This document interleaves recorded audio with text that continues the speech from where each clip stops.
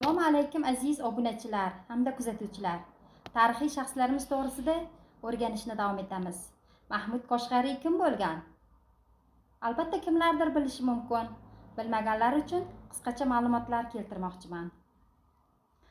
Mahmud Qoshg'ariy 11-asrda yashab ijod etgan olim hisoblanadi. Uning to'liq ismi Mahmud Qoshg'ariy ibn Husayn ibn Muhammad. Ijtimoiy kelib chiqishi jihatdan Qoraxoniylar sulolasiga mansub bo'lgan.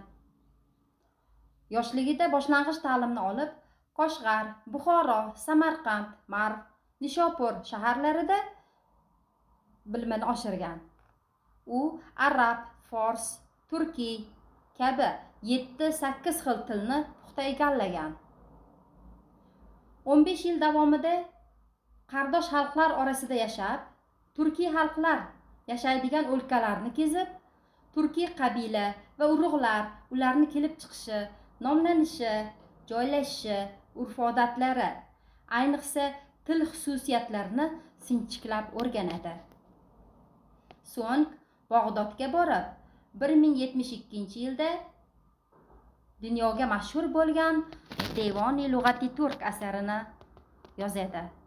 Turkiy so'zlar devoni ma'nosidagi asar hisoblanadi. O'sha davrdagi O'rta Osiyo xalqlari tarixi, turmushi, madaniyati, urf-odatlari, adabiyotini o'rganishda eng noyob manbadir. Devon-i Lug'ati Turk asari dastlabki universal lug'at bo'lib, o'z muallifini dunyoga qomusiy olim sifatida tanitadi.